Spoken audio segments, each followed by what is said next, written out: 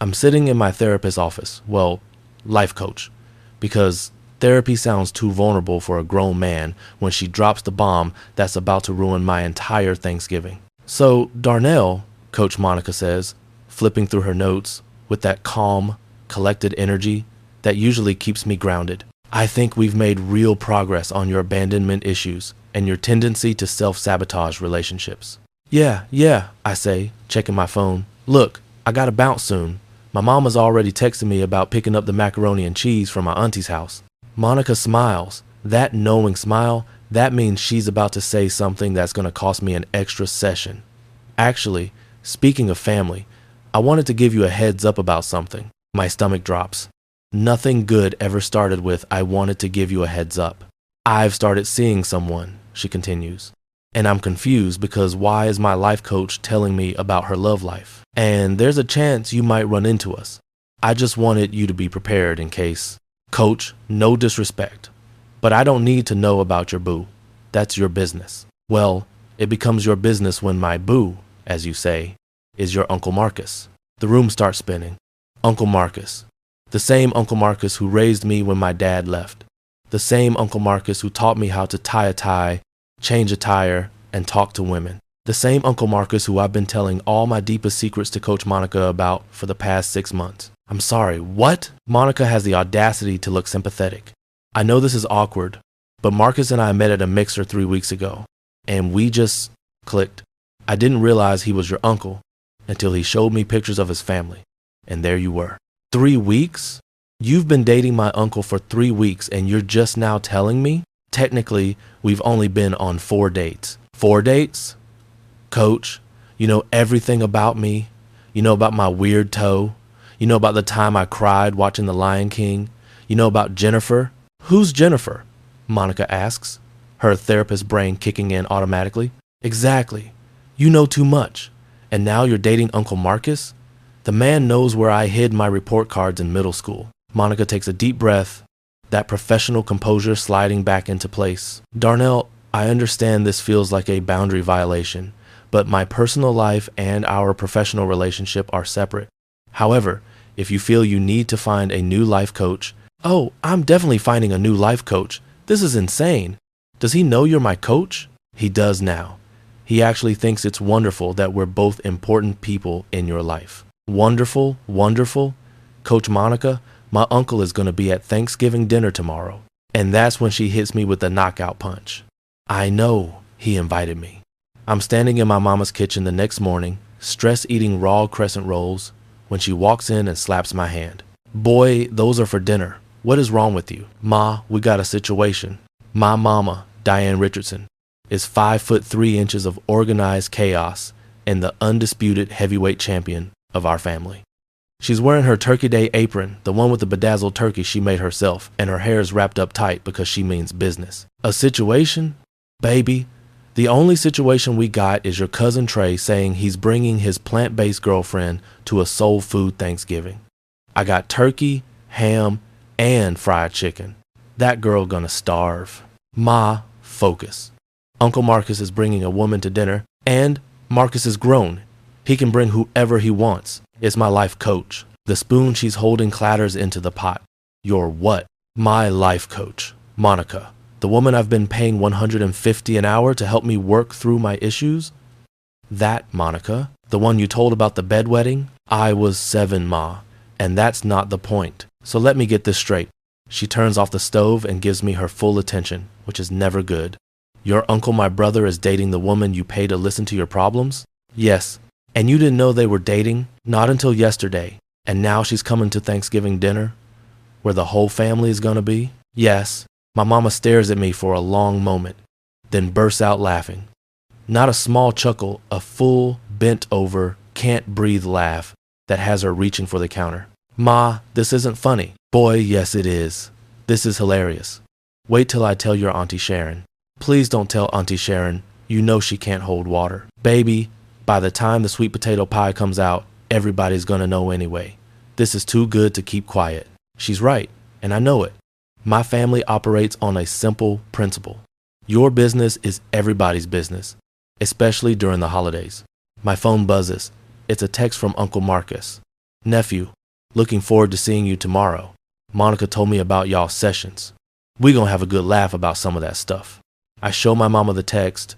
She reads it and starts laughing again. This man really used the crying, laughing emoji. Oh, this dinner is gonna be something special. Thanksgiving Day arrives like a storm I can't outrun. I'm in my car, the mac and cheese from Auntie Beverly sitting in the passenger seat, and I'm giving myself a pep talk. It's just dinner. You're a grown man. You can handle this. Uncle Marcus dating your life coach is not the end of the world. People date. It's normal. It's fine. Everything is fine. My phone rings. It's my best friend, Kevin. Yo, your mama just texted my mama about your uncle and your therapist. Bro, this is legendary. She's not my therapist. She's my life coach. And how does your mama already know? Darnell, your mama called mine 20 minutes ago. You know how they do.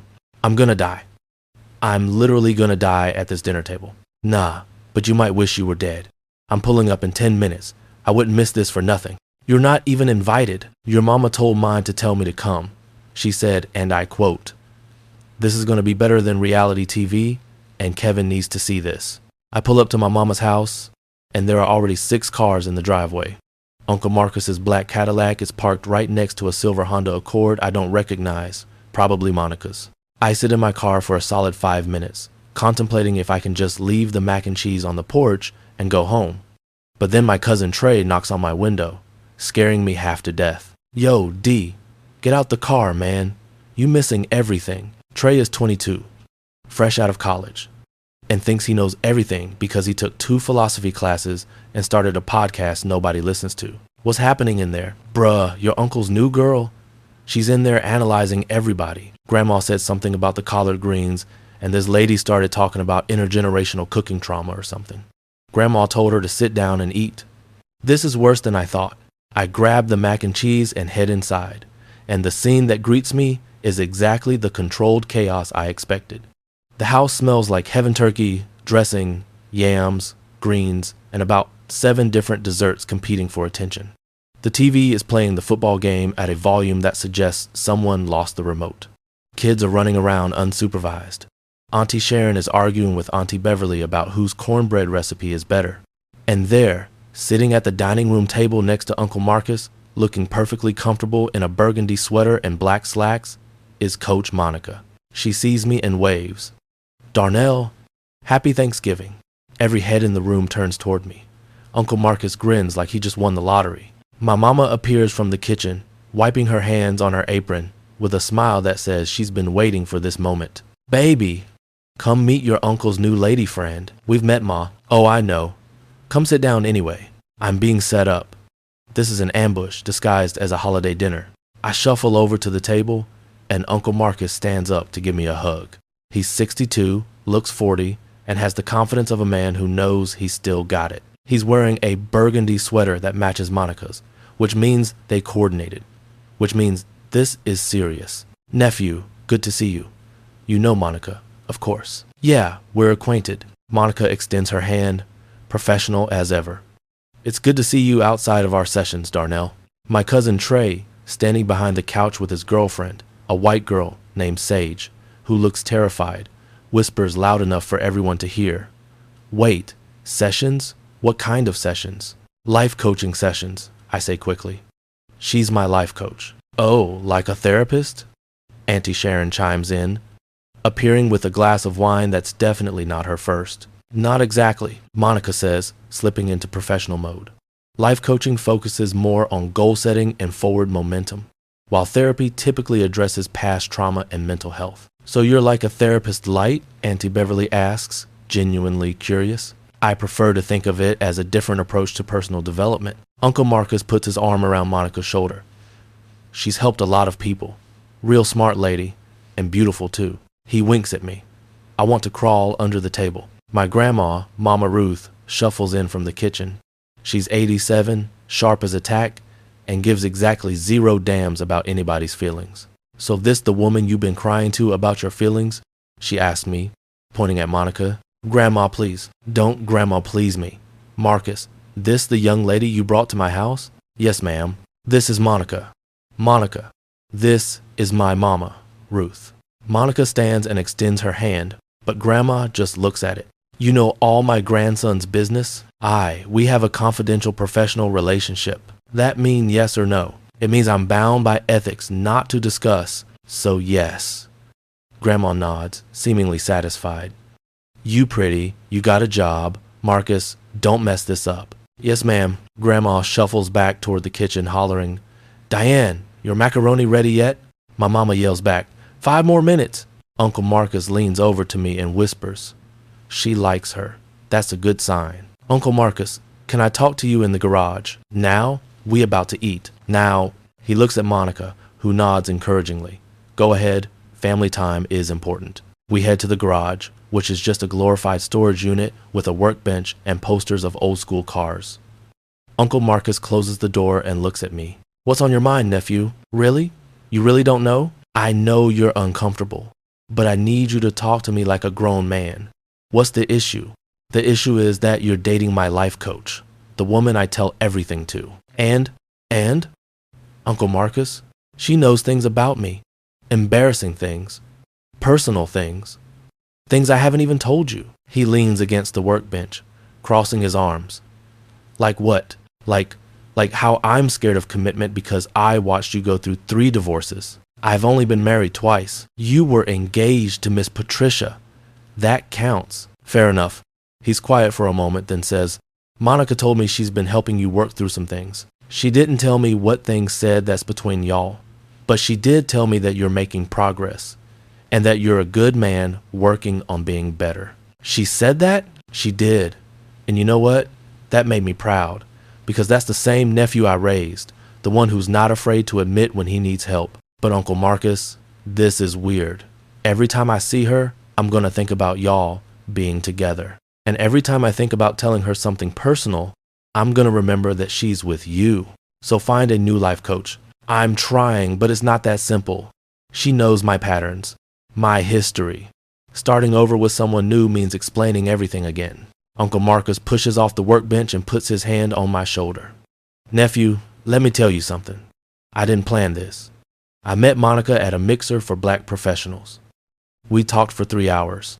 She made me laugh, made me think, made me feel like maybe I ain't too old to get it right this time. But let me finish. When she told me she was your life coach, my first thought was to end it right there, because you're my nephew. You're like a son to me. But then I thought about what you've been telling me for years, that I need to stop running from good things because I'm scared of getting hurt again. He's using my own words against me. This is low. So I talked to Monica about it. We talked for hours about boundaries and ethics and all that. And you know what she said?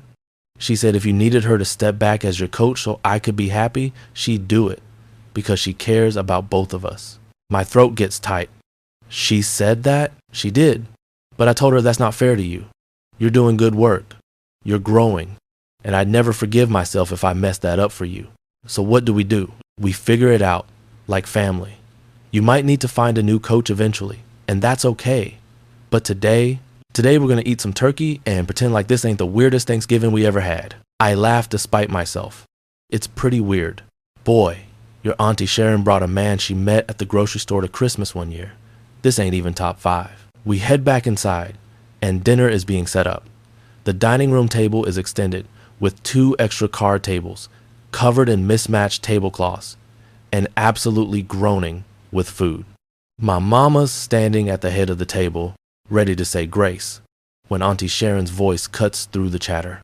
Hold up, before we pray, I got a question for Monica. Oh no, Sharon, not now, my mama warns. Just one question.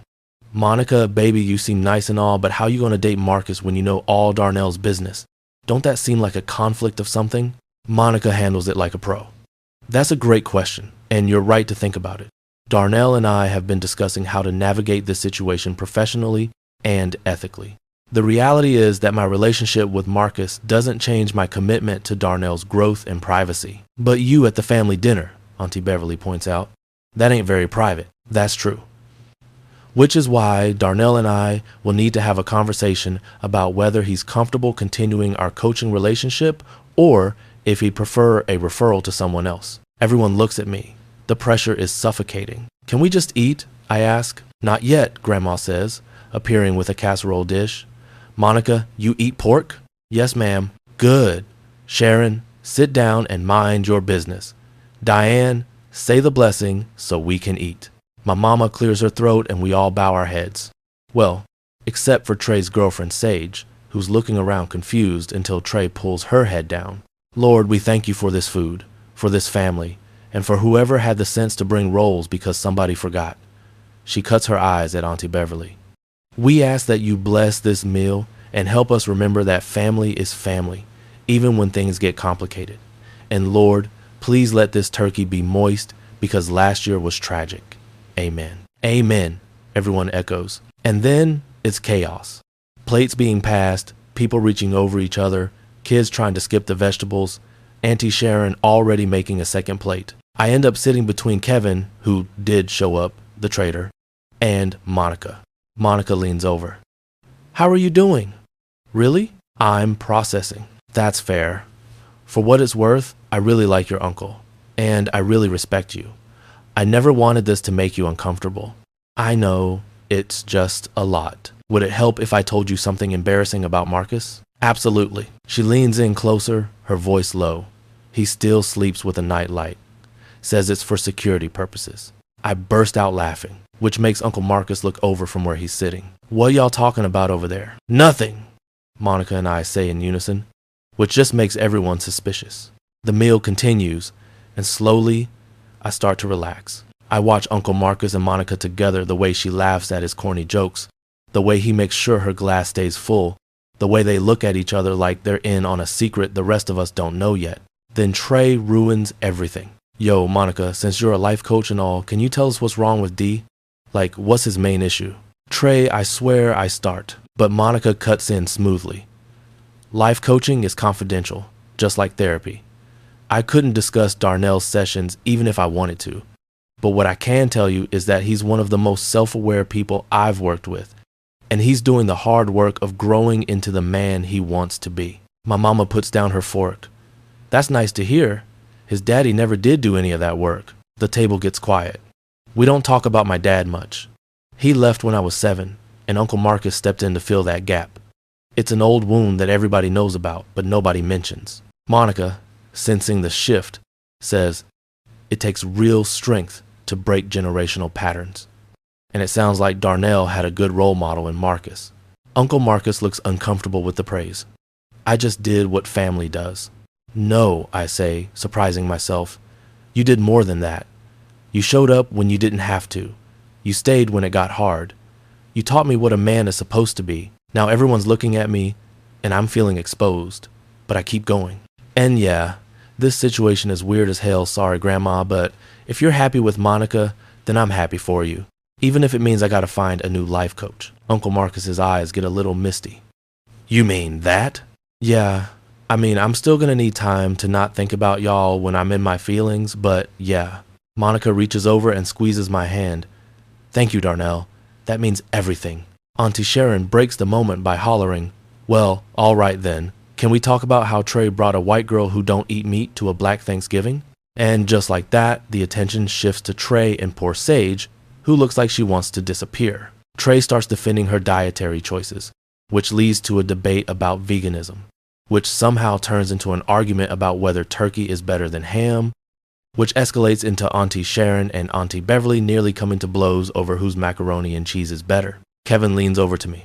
Bro, your family is insane. I know. I love it. I know. By the time we get to dessert, everyone's loosened up. Uncle Marcus is telling stories about me as a kid, conveniently leaving out his own embarrassing moments. Monica is laughing at all his jokes, even the ones that aren't funny. Grandma has fallen asleep in her chair at the table, which is a Thanksgiving tradition. The kids are running around, hyped up on sugar. Someone lost the remote again, so the TV is stuck on a channel playing old westerns. I'm sitting on the couch, uncomfortably full, when my mama sits down next to me. You did good today, baby. I didn't really do anything. You let go. That's something. She pats my knee. Your uncle deserves to be happy. And that Monica seems like good people. She is. You gonna keep seeing her? For the coaching, I mean? Nah, I think it's time for a change anyway. She helped me a lot, but maybe I need a fresh perspective. Or maybe you just need to stop paying people to tell you what your mama could tell you for free. Ma, you're biased. Biased and right are not mutually exclusive. Uncle Marcus and Monica are getting ready to leave. They make the rounds, saying goodbye to everyone, Monica collecting hugs and compliments on her outfit and promises to come to Christmas dinner. When they get to me, Uncle Marcus pulls me into a hug. Thanks for giving her a chance, giving us a chance. You're family. That's what we do. Monica hugs me next. I'm going to refer you to a colleague of mine, Dr. Johnson. He's excellent, and I think you'll like him. Thanks, Coach. You can just call me Monica now. That's going to take some getting used to. Most good things do. They leave hand in hand, and I watch from the window as Uncle Marcus opens her car door, waits for her to get in, then kisses her forehead before closing it. It's such a simple gesture, but it makes my chest tight in a good way. Kevin appears beside me. You good? Yeah, I think I am. Your uncle really out here dating your therapist? That's gotta be a first. Life coach, same thing. It's really not. We watch Uncle Marcus's Cadillac pull out of the driveway, followed by Monica's Honda. You think they're gonna make it? Kevin asks. I don't know, but I hope so. Uncle Marcus deserves someone who sees him, really sees him. Deep, your therapist rubbing off on you. Life coach, whatever, man. 3 months later, I'm sitting in Dr. Johnson's office, a middle-aged black man with locks and a collection of African art that would make my grandma jealous, telling him about my Thanksgiving dinner. So your uncle is still dating Monica? He asks. Yeah, they're actually pretty serious. He's talking about introducing her to his kids from his first marriage. And how do you feel about that? Honestly, good. Weird, but good. He seems lighter, like he's not carrying as much weight. And you? How are you carrying your weight? Better. I'm working on the commitment thing. Actually went on a second date last week without self-sabotaging. That's progress. Monica would be proud. I'm sure she would. But more importantly, are you proud? I think about it. About how far I've come from that guy who couldn't even acknowledge he needed help. About how I almost let my own discomfort ruin something good for someone I love. Yeah, I think I am. Dr. Johnson smiles. Good. Now, let's talk about why you think you have to be proud of yourself for other people to love you. And we're off. Different coach, same work. But that's the thing about growth. It doesn't stop just because the scenery changes. Christmas dinner rolls around, and Monica is there again. But this time, I'm ready. She's wearing a Santa hat that Grandma made her put on, and she's helping my mama in the kitchen like she's been part of the family for years. Uncle Marcus pulls me aside. I got something to tell you. If you're about to say you're engaged, I need a drink first. He laughs. Not yet, but I'm thinking about it. For real, for real. She makes me want to get it right this time. Makes me believe I can. That's good, Uncle Marcus. That's real good. I wanted to make sure you were okay with it first. It's not my place to be okay with it. It's your life. You're my family. That makes it your place. I look over at Monica, who's laughing at something my mama said, looking completely at home in the chaos that is our family. She good for you. Anyone can see that. And if she makes you happy, then I'm happy. Even though she knows about the bedwetting, I was 7. He laughs and pulls me into a hug. Love you, nephew. Love you too. Later that night, after everyone's eaten too much and the kids have crashed from their sugar highs, I'm helping clean up in the kitchen when Monica finds me. Hey, can we talk for a second? We step out onto the back porch, where the December cold bites at our faces. I wanted to thank you, she says, for being so gracious about all of this. I know it wasn't easy. You made my uncle happy. That's worth some awkwardness. I also wanted to tell you something. Dr. Johnson says you're doing great work with him. He told you that? With your permission, yes. He wanted me to know that the foundation we built is serving you well. It is. You helped me a lot, Monica. I don't think I ever really said thank you. You just did. We stand there in comfortable silence, and I realize that all of this is what growth looks like. It's messy and uncomfortable, and sometimes it means your uncle dates, your life coach, but it's also beautiful and complicated and real. Can I ask you something? I say, of course. That first session, when I came in talking about my abandonment issues and my fear of commitment, did you ever think we'd end up here? She laughs. Not in a million years. But that's the thing about life, Darnell. It doesn't care about our plans. It just happens. And we have to decide how we're going to show up for it. Coach Monica coming through with the wisdom. Just Monica now. And yes, I'm contractually obligated to be wise. It's in my job description. We head back inside, and I look around at my family, loud, messy, opinionated, loving. Uncle Marcus has grandma on the dance floor, attempting to teach her the latest TikTok dance. My mama is recording it, laughing so hard she's crying. Auntie Sharon is arguing with Auntie Beverly about something completely inconsequential. Kevin is trying to explain cryptocurrency to Trey, who's pretending to understand. Sage, the girlfriend, has been fully adopted by the family and is now in on the argument about whose collard greens are better. This is my family. Chaotic, complicated, and completely mine. Uncle Marcus catches my eye from across the room and winks. I raise my glass of sparkling cider in a toast. To family. To growth. To life coaches who become family. To uncles who still believe in love. And to Thanksgiving dinners that become legendary family stories we'll be telling for years. Because at the end of the day, that's what matters. Not the awkwardness or the discomfort or the weird situations life throws at you. What matters is showing up, being present, loving people even when it's complicated, especially when it's complicated. The moral: family is messy, love is complicated, growth is uncomfortable. But the most beautiful things in life happen when we're willing to set aside our own discomfort for the happiness of the people we love. Sometimes the best thing we can do is get out of our own way and let people be happy, even if that happiness comes in a package we didn't expect. Because at the end of the day, love isn't about perfect situations or ideal circumstances. It's about choosing to show up even when it's awkward. It's about putting someone else's joy above your own comfort. It's about recognizing that the people who raised you, who loved you, who showed up when they didn't have to, they deserve to be happy too. And sometimes happiness comes in the form of your uncle dating your life coach. And you know what? That's okay. More than okay. It's beautiful in its own weird, complicated way. Because that's what family does. We show up, we adjust, we grow, we love each other through the awkward, uncomfortable, weird moments that life throws at us. And we do it with a full plate of mac and cheese, surrounded by people who knew us when we wet the bed and love us anyway. That's the real therapy, the real coaching, the real growth. Everything else is just gravy. Like this video if it touched something in you. Subscribe if you want to hear more stories about what it means to be human, to be family, and to choose love even when it's complicated. I'll see you next time.